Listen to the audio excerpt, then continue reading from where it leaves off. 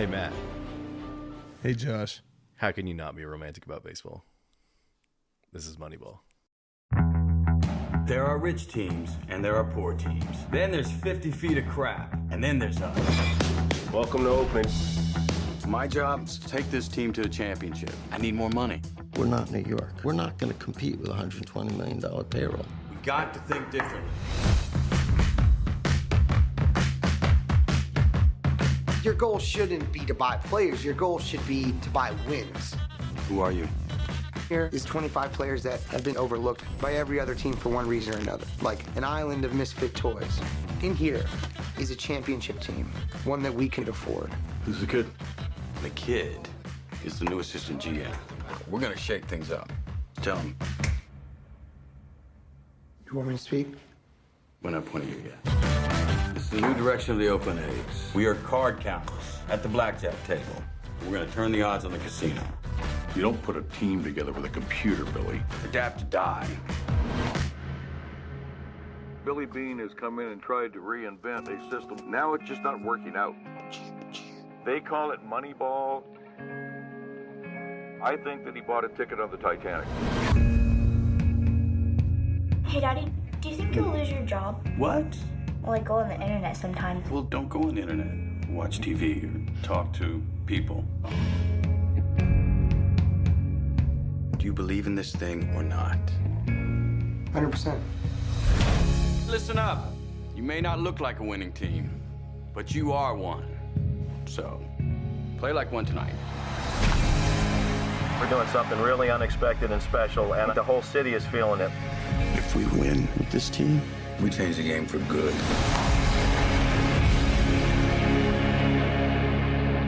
This better work. I'm just kidding. All right, so we are talking Moneyball today. Moneyball, let's see, released September 9th, 2011. 2 hours and 13 minutes. It's a long movie. That is a long movie. You know, It is a long movie. I am disappointed, and I'll just come clean about it.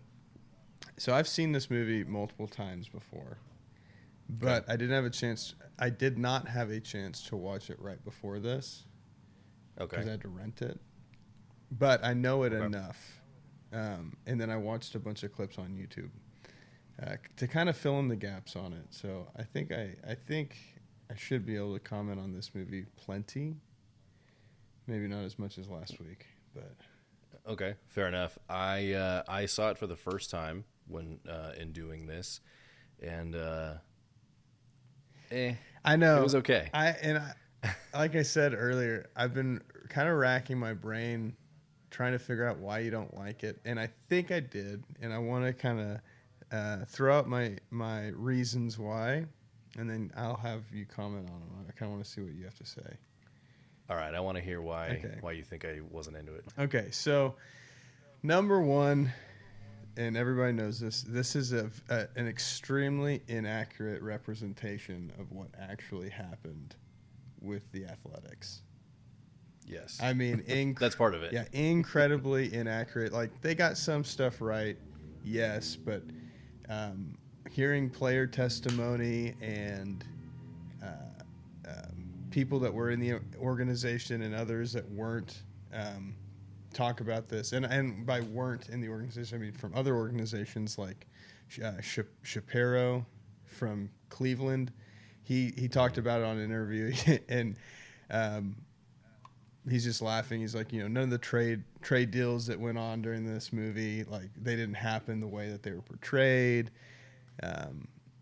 So it's Even the manager Art, he was like, I don't like how I was represented in this movie because that's not how it went down. Right. And I think even Scott Hedberg had kind of backed up Art and was like, yeah, that's not how things, like, I didn't get treated like I was less of a player to anybody or anything like that. Everybody was pretty respectful and things like that. And then so they put him at first. So that's pretty cool though that they went in and gave him his shot. Now you could argue that they were. I mean, I did like the changes that were being made. It's kind of like not the normal style that you go with or anything like that.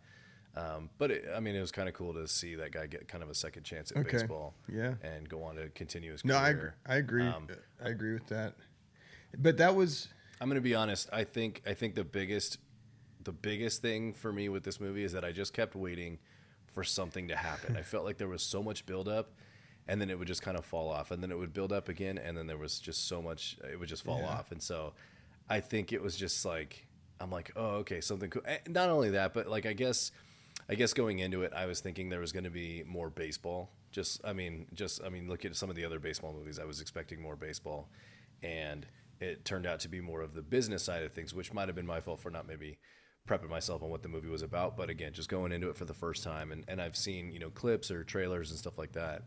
But yeah, I don't know. There was a little bit more baseball at the end, but I really wanted like more baseball. Yeah, I mean, true, or I guess facts aside, right? Because the story is not factual, not at least as factual as the real story that happened in 2002 with the Athletics. But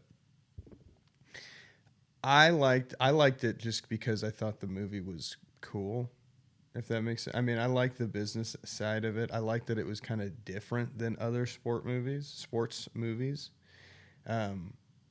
I thought it had a star-studded cast. I mean, facts aside, right? Like Philip Seymour Hoffman, Brad Pitt, Jonah Hill, Chris Pratt, like all of these guys, I think did a really, really good job in this movie. I agree. Yeah, I agree. I want to know though if there is like something in Brad Pitt's contract that says that he has to be snacking on something in every scene. Well, because between this and like Ocean's 11 and those Ocean's movies, it's like, dude, I mean, Ocean's 11, you get the shrimp cocktail that he's just downing. I mean, I think that's the more memorable one. And then, in this one, it's like he's always eating or he's always got gum or something in. It was like, dude. Yeah, so I saw something that like Brad Pitt movies grossed more if he's eating in the movie because he's like the highest paid eater in all of Hollywood. What? Yeah. It was pretty funny. I was watching it, watching a quick clip about it is pretty nuts.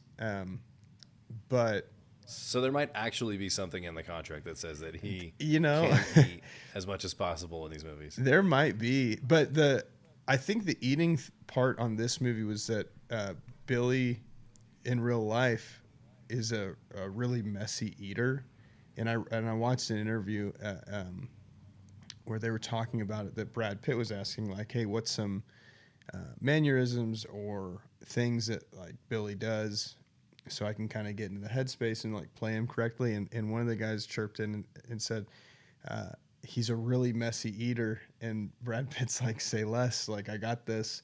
And then you see in the movie he's constantly eating. I mean, dude, he devours a Twinkie like it's not even there. Yeah, it's like 2 bites. Yeah, and then he's constantly like, French fries, chowing down on sour sunflower seeds. So maybe there is something to it that in his contract, like, hey, we're gonna make money on this movie. Let's make even more money and just have you eat. But kind of another thing on the inaccuracies of the movie. Jonah Hill's character, Peter or Paul. Peter Brand, yeah. Peter Brand. So first off, not his real name in real life.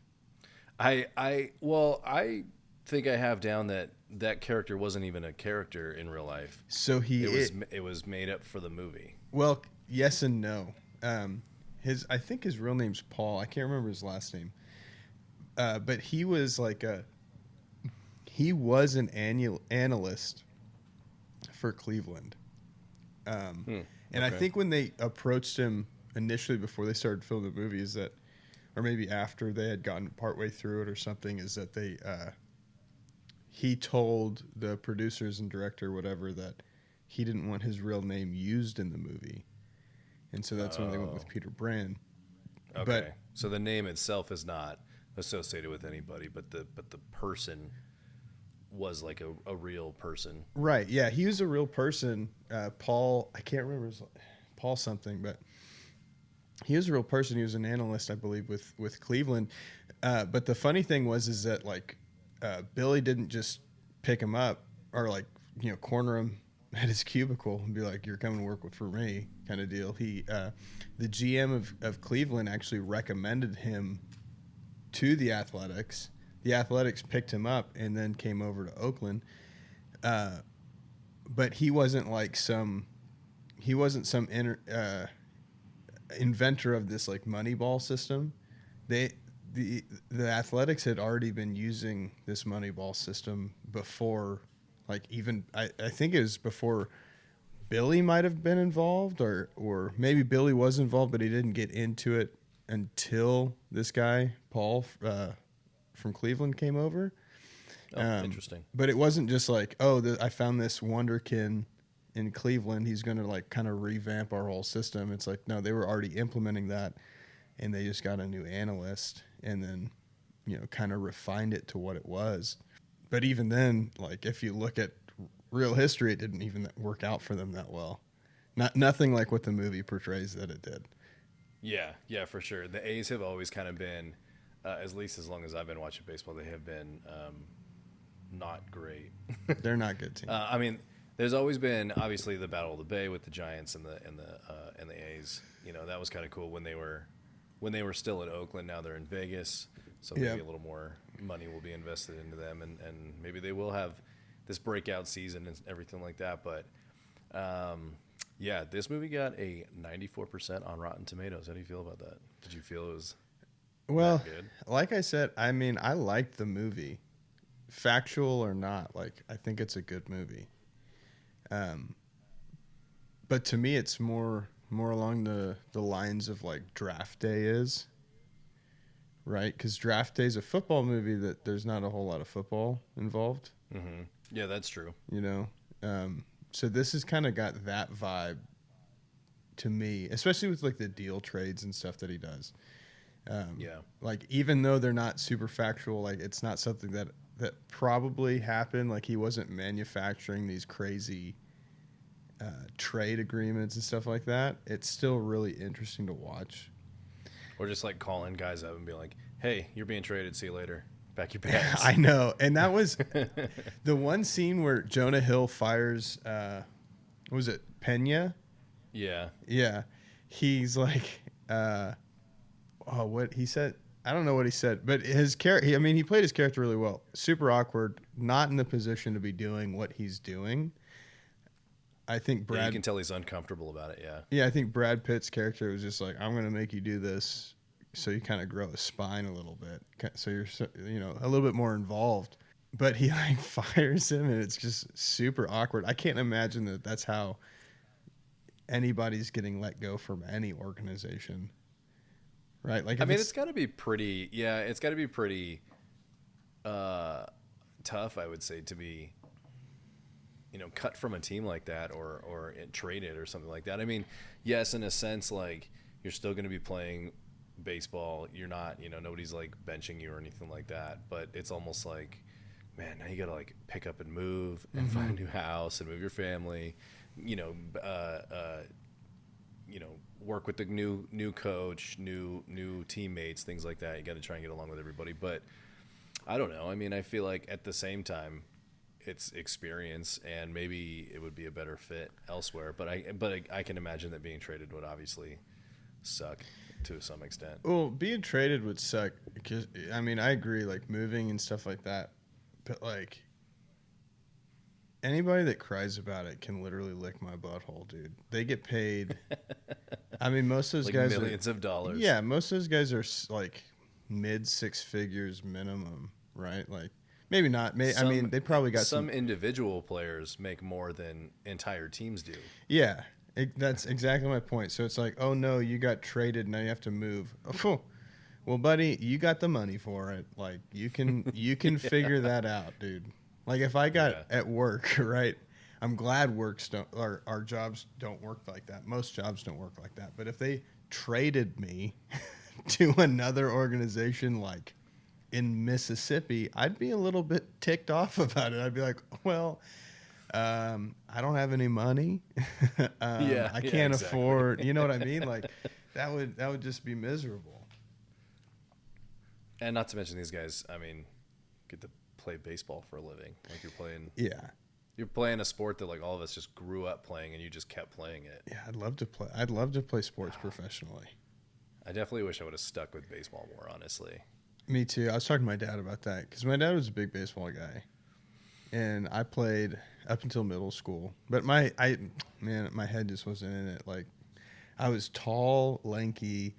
I could throw the ball really well, but I was an outfielder, and you know how little league games are, or at least back when I was a kid, it's like barely anything. Barely make it to the outfield. Yeah, you're out picking grass or playing with the butterflies. Yeah. Dude, seriously, like I wanted to be an infielder so bad, but I didn't have the skill for it. You know.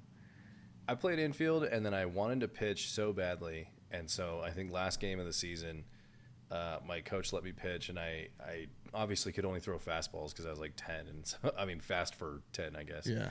But I think 3 up, 3 down, and the coach was like, "Oh, you want to go to majors with me?" And I was like, "No way, dude. Those kids throw hard." Yeah. I was like worried about getting hit by the ball. Yeah. So I was like, I think that was the end of my baseball career. Well, I was saying, dude, I was a terrible hitter.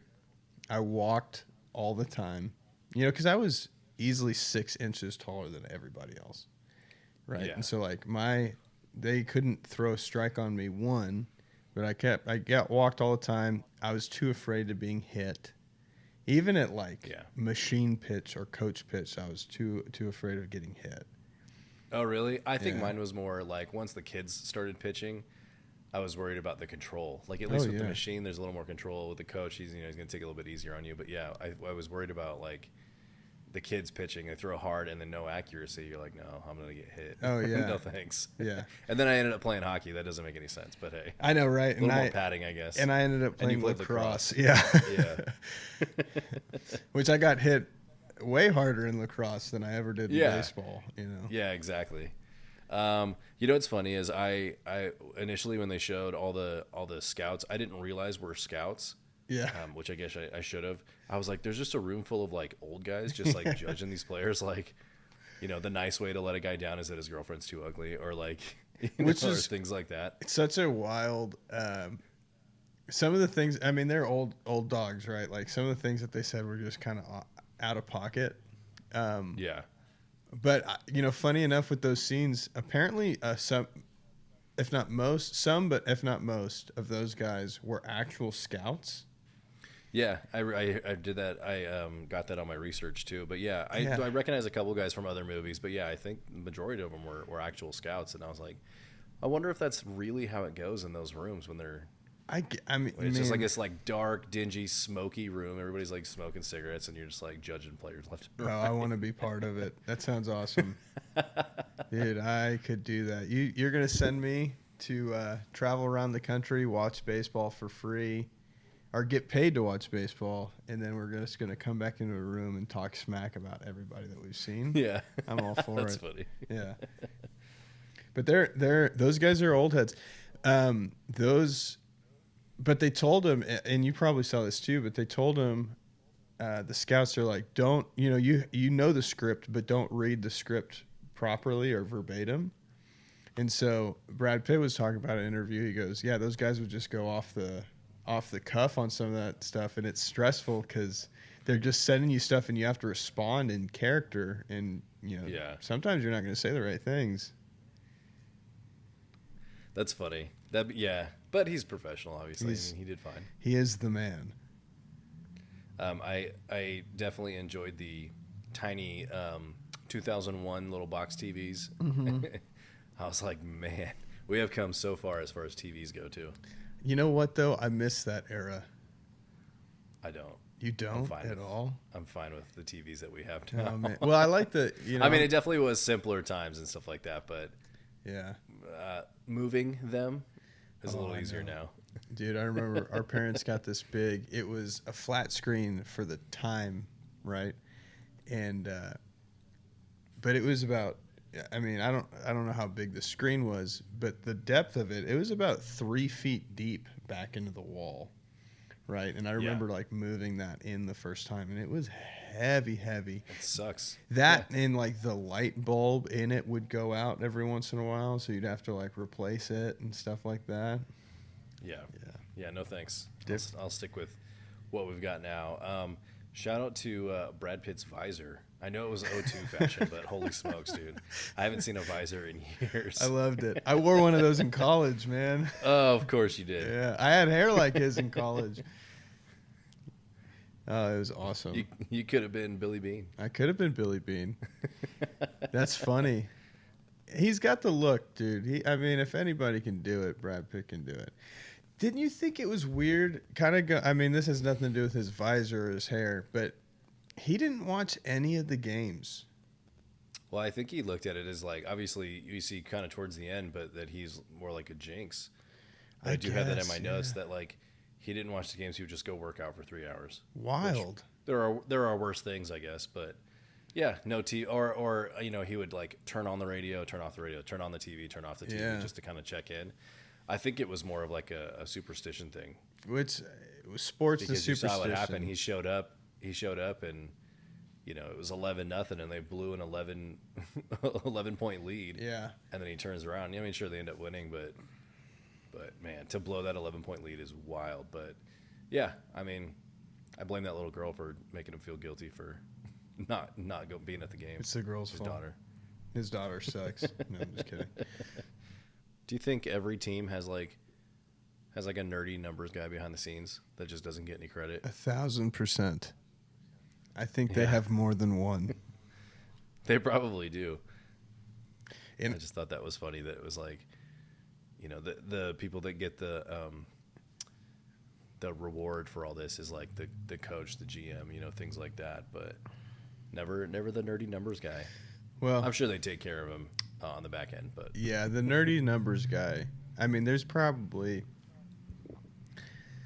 more than 10, but I'd say there's probably at least 10 at each team in each league. MLB, NFL, NBA, NHL. I mean, every sport, I bet you they have hundreds of these guys. Yeah. Do you think that most GMs just become the Hulk and flip their desk when they don't get their way like Brad Pitt did in that when Pena played first after he told him I know that Chris Pratt's character was playing first. Yeah. He just like flips his desk and then what the next scene it's like everything's okay, the desk is back, everything's back on it, it's no big deal. He's shaving in his office, which is, I mean, it's just like a buzzer and he's just going at it, which I thought was funny enough. Jonah Hill walks by. It's Pena. And he just goes, okay. Yeah. Destroys his office. Flips his desk. Yeah.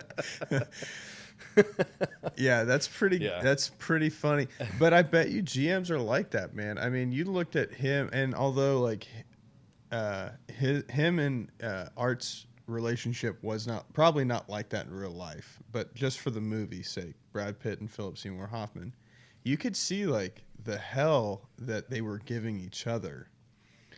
Yeah. Because Art wanted to do what he's been doing, which obviously hasn't been working, you know, for the Athletics. Right. But he knows ball. He wants to do what he's been doing. And then Billy Bean, who is a pretty good ball player too, but he's the GM. I mean, he really is the leader of that whole organization outside of the owner. He has to like crack the whip every once in a while and be like, "Hey, man, this needs to happen," and the manager's like, "No, that's not happening." It's like you can see that kind of back and forth, and it probably happens for every team, right? Like kind of a. Well, yeah, I mean, you got to kind of think that like I'm sure the GMs make the call and they have a plan in their head, but the managers are the ones on the field. They're working with the players. They kind of know the strengths and weaknesses. You know, I know that's like essentially your boss and you don't want to go against him. But again, I mean, you got to kind of put your faith in the guy that works with these players day in, day out and not just looking at numbers and things like that. But at the same time, I mean, he's your boss. But the managers are the ones that like get cut first most of the time, I feel like, before any GM. Yeah, so it's like if the team's not doing well, then it's on the manager, even though it was maybe the GM's call or something like that. So at that point, it's like, you know, what do you do? It's your ass either way. Yeah, your hands are kind of tied at that point. But I mean, hey, as a GM, right, you got to put the right people in the positions to get the job done. Yeah, that's true. I have a note here that it's kind of wild. Maybe they did it in 02 or around there. I know they do it for more college and high school players and stuff like that, but just like randomly showing up to like people's houses to like recruit them. Yeah, I know. That felt a little wild, only because like I don't know, no phone call, no appointment set or anything like that. It's got to be an early. Like what if the house was a mess? What if they were asleep? What if they're not there? You know, the kind of thing. Yeah, it's got to be an early 2000s thing, or 2000s and prior, or 2000s and before. Yeah. However it's. But I have to imagine, even at the high school or college level, like you're setting an appointment. Hey, we'll be there this day, this time, kind of thing, rather than just randomly showing up. That would be so stressful to like, hey, I'm the GM of this baseball team. I know it's 9:00 at night and you're in your pajamas, but I want you to come play for me. Are you talking about the Chris Pratt scene? Yeah. Which also infinitely funny, right? When they're sitting down and he's going, You don't know how to play first base. Scott? That's right. It's not that hard, Scott. Tell him, Wash. It's incredibly hard. Yeah, obviously the guy that was with him was against it, but again, it's your boss. You got to roll with it. You have to roll the punches. I read that they had to have 700 extras for like all the baseball games, all the outdoor games. 700. Yeah, which I guess in a baseball stadium doesn't feel like a lot because there's thousands of people every day that go to these baseball games, but that's a lot of extras in a movie. But they used, let's see, I think they used Dodger Stadium and I think the Coliseum in Oakland for most of the games, and just kind of changed the look of the stadium to look like different stadiums and everything like that. But they had to film at night after the games so that it didn't interfere with the actual baseball games going on. Like, man, that'd be crazy. I mean, shout out to the grounds crew, I feel like, for staying late. You take care of the field the entire game, and then these actors are coming on and like basically playing a second game essentially, if not a little bit longer. Oh, they're probably there for more than 3 hours. Yeah, and then you got to get it ready for probably the next day's game too. Yeah. I mean, that's crazy. Not to mention trying to get hyped as an actor. I feel like to record, or not record, I guess, but like be on screen at whatever wee hours of the night. You know what I'm saying? Like, you're like prepping all day. You're this and that, and it's like you're probably freaking tired. It's probably like 11:00 at night. I mean, essentially, depending on the game that happens that day. Sometimes there's night games; they don't get over until 11:00 at night. Well, and then all the cleanup and everything like that. I gotta imagine being an actor trying to portray an athlete is probably one of the harder roles, because you're portraying a real person, but two, like, I don't know, trying to get into a mindset like I'm gonna go out there and I'm gonna play 9 innings or whatever you're playing is gotta. You can't recreate. It's hard to recreate unless you're in the middle of it, right? Yeah, it's almost. I feel like it's going to be tough to have that like authenticity. Yeah. Between everything, but I mean, they did it. Like the baseball scenes, I really liked. I mean, I did enjoy the entire movie as a whole, but the baseball scenes were really good. I feel like even athletically, they looked correct. Athletically, some of the plays being made and things like that, and some of the things that that's like, okay, that could happen in a real baseball game kind of thing. It didn't look off or goofy or too much or anything like that, or that these guys didn't know what they were doing. They, at least Chris Pratt looked like he could kind of play baseball, or he's played before. Well, Chris Pratt before this is obviously. Well, I think this was filmed pre Parks and Rec era. Let me find out. I don't know. I didn't get into Parks and Rec. I know that they started filming in 2010 and it came out in 2011. Okay, so Parks and Rec started in 2009. Oh, interesting. Well, what I will say is Chris Pratt became quite a big boy during Parks and Rec. He's even talked about it. But prior, I mean, he looks like an athlete in the movie. Like Well, what's funny is I have in my notes that when he auditioned for this movie, he was told he was too fat for the That's role. crazy. Maybe it was because so- he was on Parks and Rec and he had to lose some weight. Maybe. Yeah, so they told him he had to lose some weight, and I guess he just like totally cut out his eating, changed all his habits for like 30 days or whatever, man. and like and then he ended up getting the role, obviously. But how sad! Like, I mean, I guess if you're gonna be in okay, baseball Hollywood, baby. has some big boys, so you probably don't have to be the most in shape as a baseball player. But yeah, you're right. I mean, between movies and stuff like that, I mean. I would think, right, like catchers are already pretty husky guys. And some pitchers. Some man. pitchers are big boys, dude. There's some some big. I mean, they don't have to really run anywhere. You run to cover, home, third and first, and then other than that, you're on the mound. You just have to throw a ball. Between catchers and pitchers, you either have to, they both have to throw, and one has to just focus on taking a catch. I mean, reading the field, but like talking about athleticism, right? It probably helps to be in shape to be able to quickly get up and throw to any one of the bases as a catcher.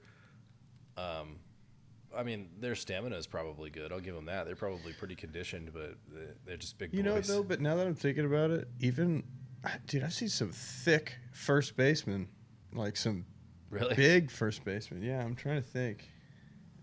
I know they're all supposed to be pretty tall, but I can't think of any like chunky first baseman or anything Really? like that. Maybe I'm wrong. But the most I've noticed was like pitchers and some catchers. I have that Steven Soderbergh Yeah. was Oh, originally Lou Gehrig. set to Lou Gehrig was a direct- big boy. Sorry. Oh, Yeah. really? Oh, see, I didn't even know that. Yeah, sorry. Go ahead. Lou Soderbergh. Or not Lou. Steven Soderbergh was originally set to direct the movie, but then Sony wanted to cancel the movie. I saw that. Because he wanted more of like a documentary style with like real players mixed into the movies and stuff like that. So this one, just like Tombstone, started out with one guy and then got, cut it out. And then I wonder if that happens consistently, which doesn't sound great. That doesn't sound very efficient for anybody, but the last at least 2 movies that we've done, it's been multiple directors and stuff like that. Well, I saw that, like you were saying, he wanted more like documentary style where like the players were being the actors, if that makes sense. Which I feel like it's harder to do. It's harder to have, this is my thinking, it's harder to have players and I guess essentially normal guys act versus actors learning to be baseball players and things like that, or be whatever the role calls for, because at that point that's their job. Yeah. Well, so what I heard was that they had filmed like a good portion, I guess, of this movie with Soderbergh, and they had like they went and watched it, and I can't remember the studio that was doing it or who the head person at the studio that was doing it, but she saw it and she goes, "This is unintelligible." To like regular audiences, so they kind of not scrapped it, but way paused it at first. And we're like, we're not doing this. Did you read the book? I guess it's based on a book. Have you ever read You the know, book I or can't anything read like that? I know you're kind of unless it's illiterate. got pictures. I can't. It might have It pictures. might, I know there's a picture on the front. That's something. I read the front of it pretty good. I didn't even know that it was based on a book, but I guess Columbia ended up picking up the movie, I guess, Columbia Pictures, and they ended up buying the rights to the book in 2004. They're all sports movies are based off books. Everybody knows this. Probably Blind Side. Not real history, just not actual things that happened. Just Yeah, you books. got The Blind Side. Oh, okay. Soon we're gonna have Tiger Woods DUI squared. Plenty of books and movies, sports books and movies that are coming out. I don't know why, but Jonah Hill kind of gives me young George Costanza vibes, like in Seinfeld when he works for the Yankees. Yeah. That I couldn't stop thinking that this is just George Costanza, but on the West Coast. with more hair. Yeah. That's why I said young George. Yeah. Yeah, That's funny. Maybe that's how. Maybe there's a tie in there. Maybe that's who they wanted to base That's it who on. they used as a reference. Yeah, inspiration, just short, stocky guy with glasses in baseball. Yeah, but have you seen Jonah Hill recently? Skinny Dude, guy. super skinny. Like unrecognizable. It's that Hollywood drug everybody's doing. I don't know. I'm doing it. It's pretty nice. No, you know what? I say good for him. Yeah. You know, he landed his career as a fat comedian. I don't want to say fat, that's rude, but as a bigger guy that's funny. And he's gotten to the point where he's like, no, I want to be a serious actor. Yeah, I mean, you kind of had a couple of those guys, right? You had Seth Rogen. Yes. He's a big comedian. Yeah. That's like not stoner super comedian. Fit. Yeah. Jonah Hill, obviously. I don't want to say fat, but Jason Segel's he's not super in shape, I feel like. He's a chunky man. So it's like, I mean, look at forgetting Sarah Marshall. He's a bigger dude. We've all been. He's an average there. guy, I guess. But I like that those guys can be, in Hollywood, and they don't have to be all cut and ripped and this and that, and they still make it big. And Well, Jason Segel or Segal. no, Segel. Segel. Yeah. You know, to me, he's a serious actor. Don't get me wrong. He's not a dramatic actor, though. Not in my mind. I see him as a. I guess that's true. That might be the difference Comedy of those guys. But like, I mean, Jonah Hill started out in comedy. Yeah, and but that's what I'm getting at. Is I think he wants to take his career a little bit more serious. Wants to be kind of, more of those lead role. Yeah. Maybe more dramatic or more in-depth actor. Seth Rogen has lost weight. I've seen him recently on Instagram. Oh, really? Not crazy, but he's got, dude, he's super into pottery. I could see that. It's a very stoner thing to do. Yeah, well, so I think he had, obviously like a marijuana advocate, but he's got like a pottery company, and it's pretty much revolved around, or not pretty much. There's a few things on there that are revolved around smoking, but it's actually pretty neat, dude. Like he posts some pretty cool stuff on there. Interesting. I didn't know that. Yeah. Back to the movie. Sorry.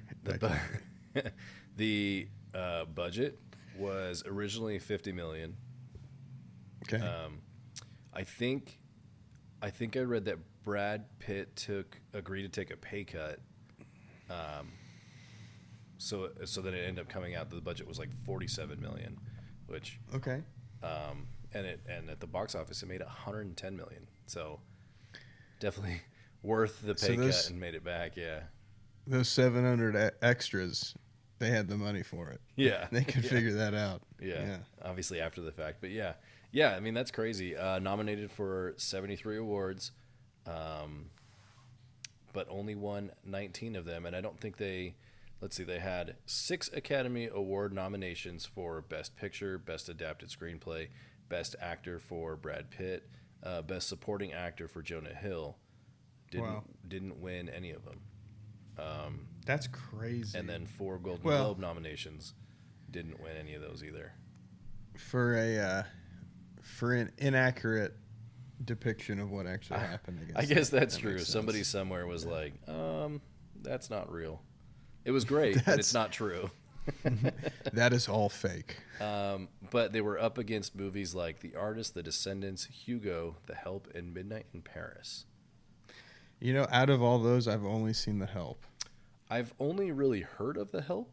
I had to look up some of the other ones. So it's a little interesting that in 2011 that was going on. I mean, to me, I would have rather watched Moneyball than any of those after looking them up. But at the same time, I mean, bad year for movies. Yeah, not great. Well, I will backtrack on that. The Help was phenomenal. Was it? Okay, I'll take your word for it. The Help was a really good movie. Yeah. I'll take your word for it. I remember seeing trailers for it, but I don't know that I ever actually. Was that Emma Stone was in it? I don't think. Emma Stone was in one of these movies. I completely forgot about that. So you have Octavia Spencer, Emma Stone, Viola Davis. Oh, you know what? One thing that I did want to touch on. Who was the 36, 37-year-old guy that they brought in that was like supposed to be a hot shot? Oh, I can see his face. He's taking batting practice when Brad Pitt's talking to him. Yeah. In the batting cage. What's his name though? Because but I can't remember his name. He has a really good take on a lot of this. I liked he goes to approach Hatterberg and that little break room. I was like, what's your biggest fear? Any baseball hit my way, and they laugh about it. He's like, no, seriously, that's my biggest fear. Goes, good luck with that. Yeah. Well, good luck with that. David Justice. Yeah. I watched an interview, and David Justice goes, none of that happened. He goes like, oh really? Like no. In the whole movie, he's like, when I got there, guys were excited for me to be there. Like I was ready to lead the team. He's like, they portrayed me to be some like, washed up has-been, didn't care about anything. He's like, dude, I was excited to be there. He's like, none of that was true. I wonder who they got then to kind of back the movie and like obviously not the factual stuff because there's almost no facts in here, but I know. But like who they got to reference any of this stuff, because a lot of it just seems like it's all wrong or misconstrued or something like that. But it's Hollywood. Obviously they didn't do their job. Maybe I was gonna say maybe it was more for the movie than anything. I mean, obviously not all movies have to be true life, but I feel like if you're gonna base a movie on a specific thing, that it should probably be more accurate than not. More legit, yeah. Obviously, you can kind of zhuzh things up for Hollywood or things like that, but yeah, that just seems silly to make this movie based on all this stuff plus a book, and then just totally not use any of the real stuff out of it. Yeah, I think they just, I don't know. When you over dramatize stuff like that, you make more money off it. Yeah, that's true. Because if you were a fly on the wall during that season for the Athletics, how interesting do you think it really would have been? Yeah, I guess that's true. Yeah, but if there was really all those trades and stuff happening, kind of on the back end of things, well, then that's what I'm saying is like I don't think that those trades were even manufactured the way that they thought that, or that the way that the movie made them out to be. I think all that was fake, unfortunately. Oh. Okay, well then that's I guess that's a fair point for you then is how interesting really is were the 2002 A's in the offices. Oh, I totally forgot too when we were talking about where they were shooting and everything. All of the exterior shots were of the real stadium, but all the offices, the locker room, the weight room, the video room, all that stuff was all shot on a soundstage and stuff like that. So that was kind of cool. So I believe that they didn't use their actual facilities or anything, but I think that's probably more of a controlled sound thing.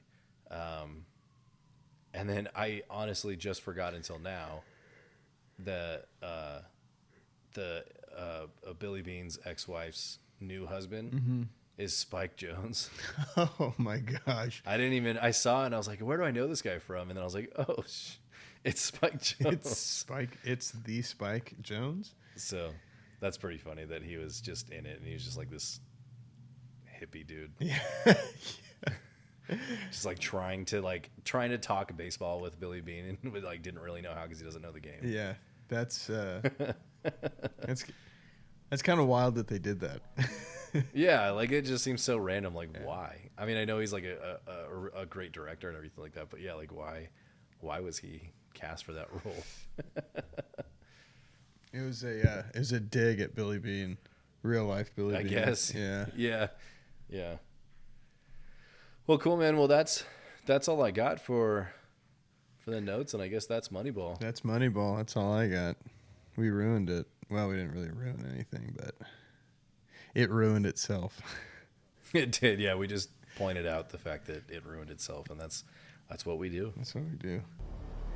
I guess that's that. So That's thanks for letting us ruin your favorite movie. Thank you.